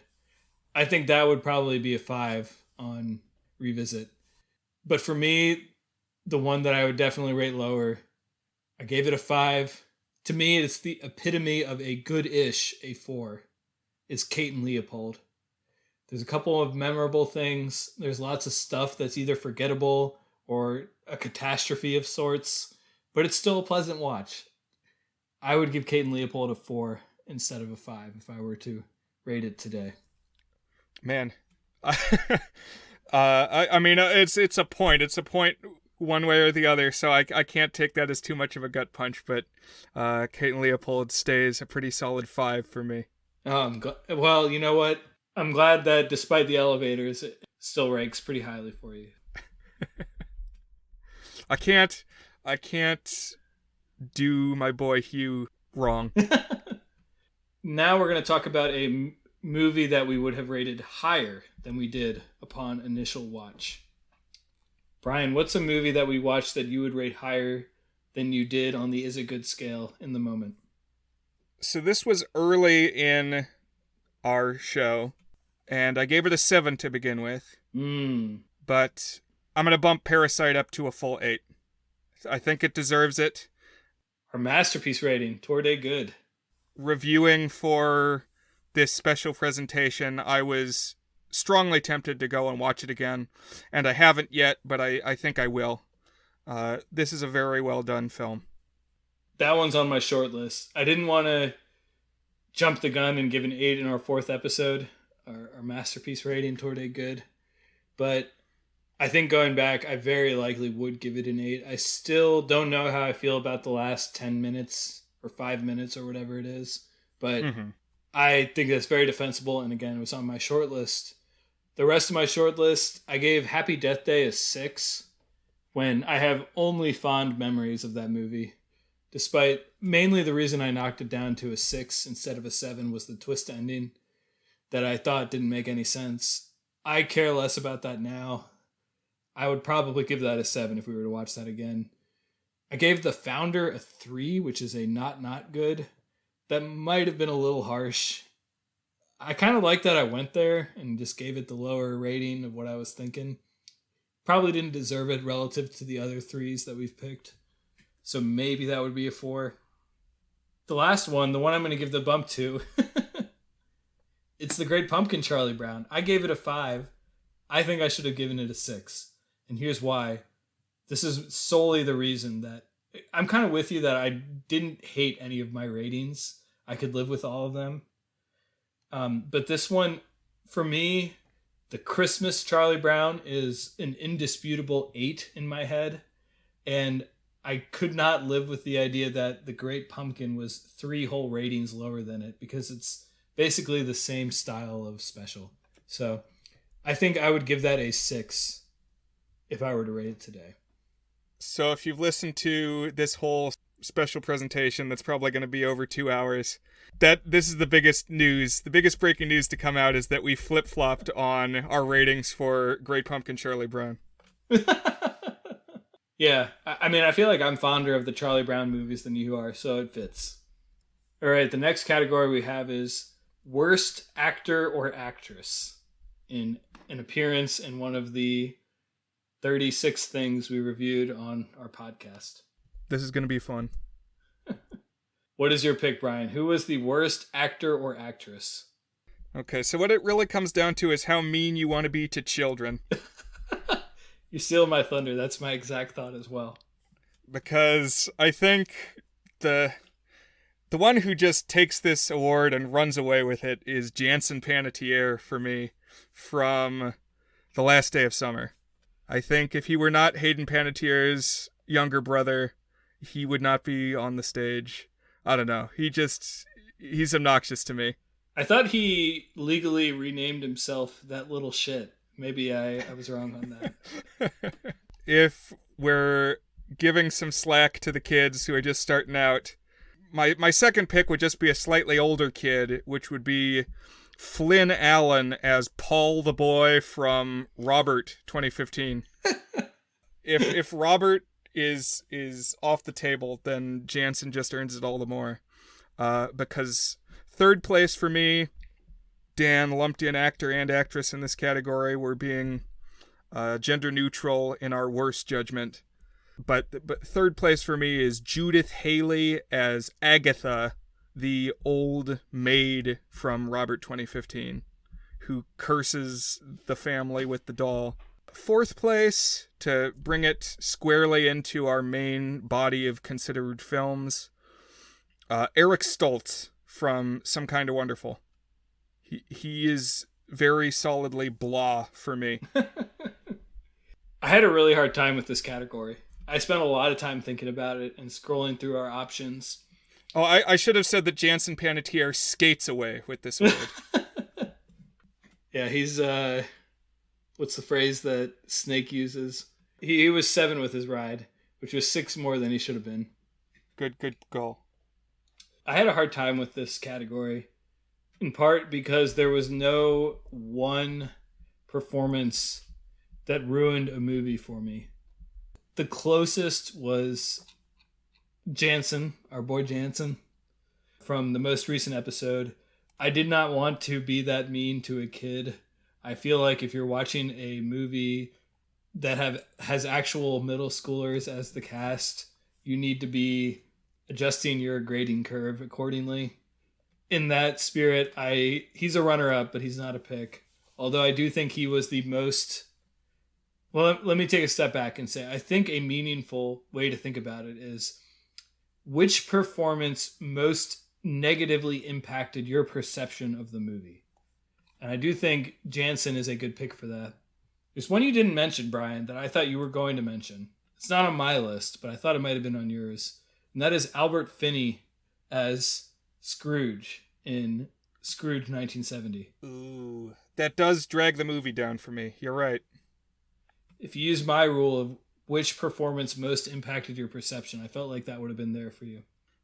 Yeah, I agree. If that had been the criteria I was looking at, you're probably right.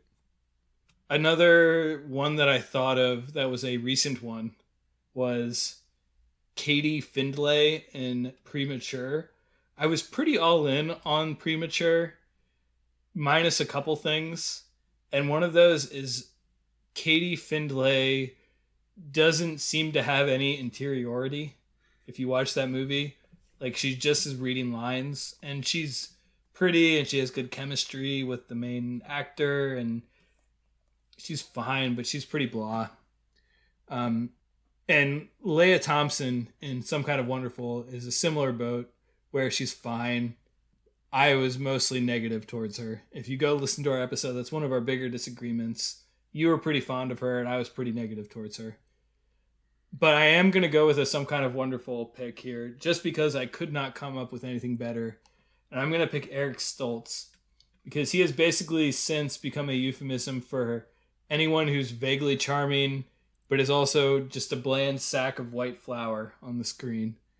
And that is what Eric Stoltz is in that movie.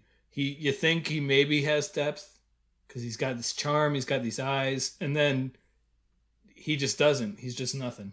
So he's my pick, even though I don't feel like there were any out-and-out catastrophes in these 25 episodes other than middle schoolers. So something that I found out recently, I've been trying to find out if I had seen anything else with Eric Stoltz in it. He's in a sequel to the Jeff Goldblum Fly movie. Also, I found out that in deleted scenes from Pulp Fiction, One of the deleted scenes has Eric Stoltz, and one of them has the star of Bucket of Blood, Dick Miller. Interesting. So these are the things I like to look for. The Goods expanded universe. Moving on, we have Best Actor. Brian, who's your pick for Best Actor? So again, I wanted to shout out a couple honorable mentions. I think Bill Murray gives a really good performance in Groundhog Day. You really buy the emotional stages that he's going through. I think Peter Finch does a great job in Network as Howard Beale, the mad newsman, and he gets to give a lot of great rants. I love Magic Johnson's cameo inside the magic screen in Pee-wee's Christmas special. That's pretty great. But I think I have to give the award to the actor who plays Mr. Kim in Parasite. Oh, good pick. He's great. I should have put him on my short list, but I didn't. Yeah, he's awesome. And of course, I should actually have his name written down, but I didn't. That's my my Western bias. I will put it in the text. Song Kang-ho, something like that. There we go. The father of the Kim family. I had a really hard time with this category too, because there was no one performance that I looked at and said, that performance made that movie. I look back on that movie, I think of how good they were, above anything else. There were a couple of close ones, and there is in fact one person who fits that mold, but I just wasn't quite fond enough of the movie for it to make the pick, and that is Hugh Jackman in Kate and Leopold. I think he makes that movie. He's so charming and funny, and he just got you'd believe every component of his character. I also thought of Michael Caine as Scrooge in Muppet Christmas Carol. He's just a cantankerous dude. It's a good reading of Scrooge, and he is enjoyable the whole way through. I thought of Linus in It's the Great Pumpkin, Charlie Brown, as this undoubting believer in the Great Pumpkin. He really made that. I don't know if you chalk that up to his performance, but it's a good character at least. Yeah, see, there are some strong children actors in the Peanuts shorts. Good point, yeah, because they're actually children actors. I also had Bill Murray on my short list, but I ultimately didn't pick him because I think he's just basically being Bill Murray, which is a little bit less impressive. Yeah, he always does the same type of thing, where he's like the funny asshole. Yeah, he's just being cynical. It's entertaining, and he hits the beats well. And in fact, he does a little bit extra when he's going through all the existential shit. My last runner-up is from the Rock-afire Explosion, Chris Thrash. Just love this dude. Loved every minute we spent with him. Want to spend more minutes with him. He's the super fan who built his own Rock-afire Explosion, I don't know what you call it, setup. Yeah, and he programs custom shows and stuff. But my winner is not even the best performance in his movie, I don't think. But the one who, without this actor, the movie would be way worse. And that is Jack Lemmon in The Apartment. I think he's the best actor among the 37 things that we watched. I think he manages to be a funny, pathetic loser that is still somehow charming. You buy that he's all the bad things that he should be in his role, but you still root for him. And he is just charming to watch. And I know that Nate was maybe less fond of him when we did that recording, but I don't care. I still think he makes that movie along with Shirley MacLaine. And he's my pick. Nice. Moving on to Best Actress. Brian, who do you think was the best actress among the movies we watched in these 25 episodes? So this for me was a pretty clear two-way tie. So I guess not clear. It was a very balanced between these two performances. So one is Jessica Roth as the lead tree in the Happy Death Day movies. Now, this might partially be because it's fresh in my mind, but I thought she gave a really strong performance. We talked about it in the show, but she goes through the emotional stages of time loop anxiety. You know, the only female lead so far in one of these time loop movies we've been considering. And I thought it was compelling. But the second person that I really wanted to single out is Faye Dunaway in Network. A powerhouse performance. She's amazing in that movie. I had immediately thought of 6 people. Like, for the best actor category, I had a hard time coming up with one that just really blew me away. With best actress, I, without hesitation, came up with 6 that I really wanted to just sing to the mountains how good they were. And you just listed 2 of them. And in fact, you picked my winner, but not the same one. I thought this was going to be controversial, but you had her as a runner-up. Jessica Roth in the Happy Death Day movies. I really feel like she elevated the material quite a bit for what could have been a throwaway. She really sold it from an acting perspective and hit all the notes she had to hit. So I'm very much with you there. I think that's a good runner-up for you. That's my pick. My runners up, and I had a really hard time narrowing it down. Mary Stuart Masterson as Watts in Some Kind of Wonderful, I thought was amazing. Olivia Rodrigo in High School Musical, the series. I thought she was a great lead. If you want to talk about children who elevated their material as opposed to bringing it back, dragging it down. Oh, for sure. Shirley MacLaine in The Apartment is actually probably my true runner-up. She was awesome. Super fond of Kristen Milioti in Palm Springs. And Faye Dunaway from Network. Your pick is right there for me, too. So I thought we had an awesome slate of acting from the female side this time around.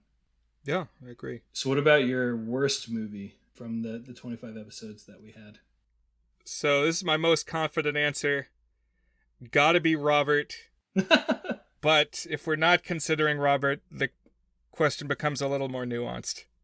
I do recommend, though, listeners, if you haven't heard our collab where we appeared on the Buzzed on Movies podcast and covered Robert, a 2015 film about a haunted doll.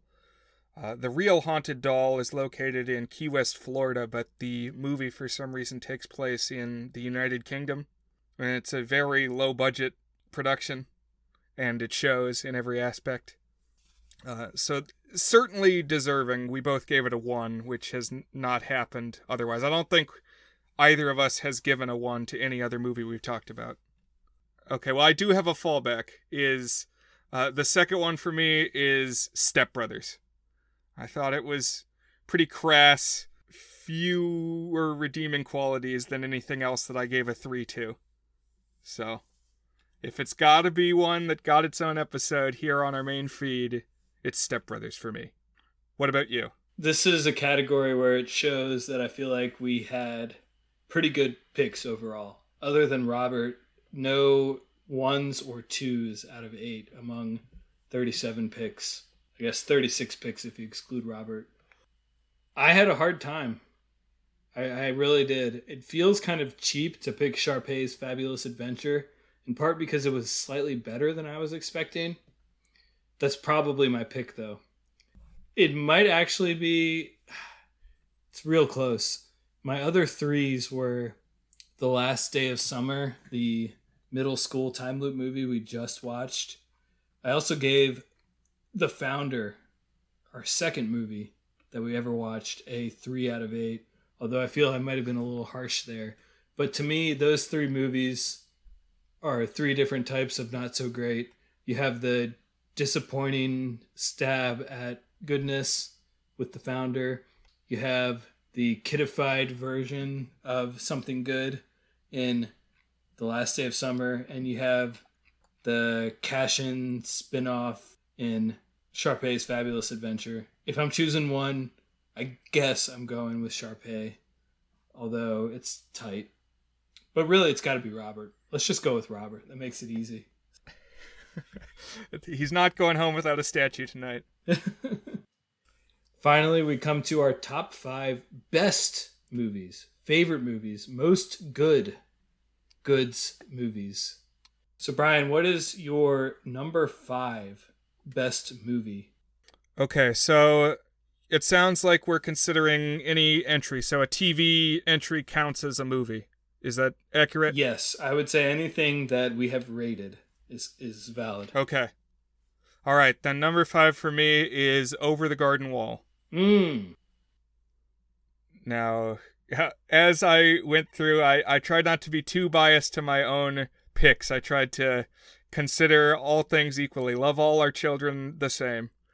And I enjoy this one. I think we put together a strong episode covering it. I like to watch it in the fall. Interesting artistic choices in this miniseries, and it's a brisk watch. It's a good pick. It's one I like too. It's not in my top 5 though. My number 5, I very much predict is not in your top. I thought about it. It's TV shows. It's really hard to rate because there's a lot of stuff, and some of it's good and some of it's not so good. Right. My number 5 is High School Musical, the musical, the series. This one really stuck with me. I only give it a 6 out of 8, and I kind of feel like it doesn't deserve better than that because it's got segments that are very forgettable. It starts out with one tone, and it gets a lot nicer and more generous towards its characters in the second half, but it stuck with me. I've thought about this a lot. I've watched a lot of clips from it.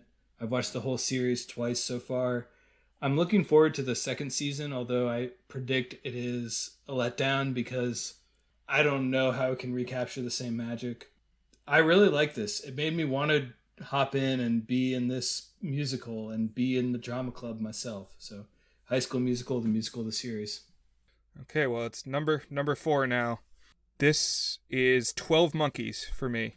It's one that, like I said, I went in not really knowing what to expect, and I was pleasantly surprised. Love everything about the art direction.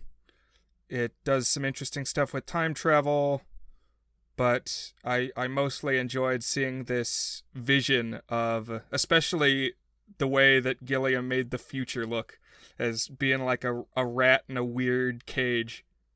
That's a great one. That's one that I could have bumped up to a 7. I had it at a 6. So where are you at for number 4, Dan? Another one that I am highly confident is not on your top 5. For me, it's a movie I've watched 4 times, and every time I've watched it, I've liked it more than the last time. And I don't know how many things there are I can say where that is true. This is the hangout college comedy, Everybody Wants Some. I just love watching this movie, wishing I was in their world. Just the way it captures such a specific vibe with such precision and artistry. I don't know. I just, it's a delight for me. It's candy almost for me. I had it at a 7, and I would stick with that at this point. That is an exceptionally good. You had it much lower than that at a 3. But for me, that's it places in my top 5. You're right. That one is not on my top 5. It does capture an aesthetic. They really invested themselves in creating a bunch of different hangouts. There's the honky-tonk bar and the disco bar. But what it boils down to plot-wise is a bunch of guys going to parties in 1980. And that's the plot. I mean, there is no more to it than that. So your mileage is going to vary depending on how much you appreciate a realistic depiction of that event. I don't dispute anything you just said. What's your number 3 best movie or selection? Okay, so this is going to be another example of where I didn't want to rate my own picks too highly. But number 3 for me is Return of the Living Dead. This is a film that I think is very well put together for what it is. I love how it builds the sense of disaster and chaos from the opening of the can of worms or zombies at the beginning of the story. Things only ever get worse, and I appreciate it more each time I watch it. I can respect that. You pointed out, and I was grateful for this, that movie is composed of a lot of hilarious screaming. Just the characters spend a lot of time screaming amidst the escalating chaos, and I don't know. I thought that was a good insight. I enjoyed that. So,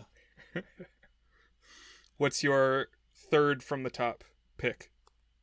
I'm guessing this is your number 2 or number 1, and that is Parasite. for me is my number 3.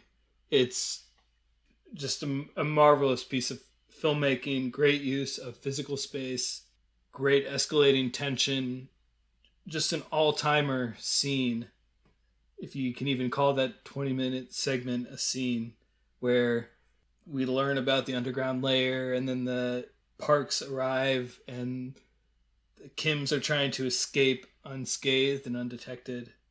And there's other good stuff in it too, but that movie is just, it's great. And it's the rare time that a Best Picture winner was probably the best movie of that year. I will say that I do have that higher up on my list, and it's the very next one. So here at number 2, I have Parasite from 2019. We're recording pretty late at night here, just past midnight. And I am at the point where I'm deciding, do I go straight to bed after I'm done here, or do I do something before I go to bed? And if I do something before I go to bed, I think what that thing will be is watch Parasite again. So I just might do that. I've already watched Edge of Tomorrow for our official episode discussion this week, but another rep of Parasite might be called for. Nice. What's your number 2? My number 2 is House. 1977. This movie blew my mind. It's a horror movie that is also just an experimental visual, what weird shit can we put on screen movie that is also like weirdly evocative. It's not just a technical achievement. It's not scary. It's a horror movie, but it's not scary. But it's just got these awesome segments of surprising terror. I watched 15 minutes with my wife the other day just to make sure that it really was that good as it was in my memory. This was another candidate for biggest surprise because I expected it to be fun and good, but I didn't expect it to really engage me. But it did. It earned that 8 out of 8. And this was a movie that really showed me how the art of cinema can surprise you and engage you in different ways. And if that sounds like an exaggeration, just go watch the movie. It's just something bizarre and fun. And that's all I gotta say. Well, I agree with that. I did not have House in my top 5, but I easily could have had it at biggest surprise. And that's not because I wasn't expecting it. You know, I knew it was going to be weird, but you just never know what's going to happen in that movie. If anyone tells you that they know what's coming up next in House, they're selling you a bill of goods. They are lying to your face. Because it is unpredictable. There's just so much invention. It kind of blew my mind. We might have the same number 1. I think we might, and if we do, it's just because, I mean, we avoided giving the movie that I'm about to say its own dedicated episode because I think we were afraid it would make things lopsided, and now that it's on the table, we got to consider it, and I think that's what it does, because I have at number 1 Groundhog Day. That's my number 1 as well. All right, then we're in agreement. It is the only one we both gave perfect scores of 8 to. And this is just one that we both enjoyed a lot going in before we even made our podcast. So one of the good things about our show is that we can take a look at things that we haven't seen yet and kind of come at things fresh. Groundhog Day, we knew, and a lot of our listeners probably already know, is a great movie. Well written, good performance, and just a tackling of a unique subject that in recent years, as we found, has become less unique. But only probably because it was done so well in this initial chapter. So, you know, for like 20 years, people didn't touch it, and now everybody wants to pay tribute. I agree. This time watching it in 2021, I watched it on Groundhog Day, February 2nd. Was my favorite time I've ever watched the movie. And it was already a favorite of mine. It's really remarkable how much it perfects a story type, a structure of a plot that was so innovative in its time. And yet it defined and clearly outlined the rules and the plot points you gotta hit and the emotional beats. And It's just a masterpiece. It really is. I mean, I am on the record in saying that I think there is a fundamental flaw in the movie, which is that I do not buy the Andy McDowell romantic element, which is ostensibly like the central thing, but really it's not. It's about this dude, this crisis of having to live the same day over and over again, and how he copes with that and how he lives it differently. And that's just such a fascinating thought experiment. And the depiction of it is so profoundly exciting, occasionally moving, funny, compelling. It's just watchable. Bill Murray's a bit too Bill Murray in the romance aspect, whatever. It's a masterpiece. It's a great movie. It's up there in my top movies ever. Higher than ever in 2021. So I'm with you. Number 1 for me as well. Wow. So now we're in the end game of our little special here. This has been enjoyable. Yeah. Glad we got to do this. I didn't know how it would be going in, but hopefully you've gotten something out of it listening as well. One thing I wanted to throw out before whatever else Dan has got planned to close is I wanted to give a few corrections. And I guess usually the corrections section goes at the beginning because it's boring and nobody really cares. But I wanted to say that in the network episode, I referred to a network. I said it was CBS that was owned at one point by General Electric. It was actually NBC. The network that was owned by General Electric was NBC. The other correction I wanted to issue is I said that Dario Argento made Zombie 2, the Italian sort of sequel to Dawn of the Dead. That's incorrect. Lucio Fulci made Zombie 2. Dario Argento oversaw the Italian edit of Dawn of the Dead, which was released as Zombie. So Dario Argento is connected to Zombie, did not make Zombie 2. That was Lucio Fulci. Well, there you go. Please, if you are a dedicated listener, call us out in the comments if we get something wrong, because I'm sure there have been other times. Oh, I mean, I've made so many misspoken names or dates or connections that I'm not even going... I didn't even think about it. The thought didn't cross my mind that I needed to correct something. You know, you talk about movies 1 to 2 hours a week, every week for half a year. You're going to make mistakes. So I forgive you for that, Brian. Well, thank you. This is my confession. Confessional. But you're also going to watch some good movies, collect some good thoughts, make some good bonds with your fellow podcast host. And so on that note, I just want to one more time say thank you to you. Thank you to the listeners. It's been a good 25 episodes, and I am fully stoked for another half year's worth of movie watching. Well, thank you, Dan. It's definitely been a meaningful connection in my life these last 6 months. And I've appreciated the chance to watch and talk about some cool films. Hope you've enjoyed hearing about them, listeners. And join us as we go into the future. Signing off, this is Dan. And this is Brian.